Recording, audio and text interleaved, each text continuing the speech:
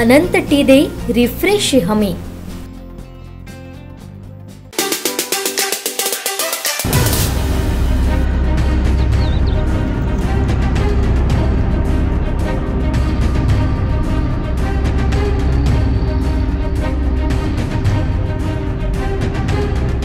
देवगड येथील शेतकऱ्यांनी भात कापणीच्या कामाला नुकतीच सुरुवात केली होती, परंतु सलग 2 दिवसांपासून पडत असणाऱ्या मुसळधार पावसामुळे भात पिकाचं मोठं नुकसान झालंय। भात कापणी योग्य झालेलं असताना मुसळधार पावसामुळे हे पीक काळं पडू लागलंय, जमीनदोस्त होत आहे। यामुळे मोठ्या नुकसानीला शेतकऱ्यांना सामोरं जावं लागतंय।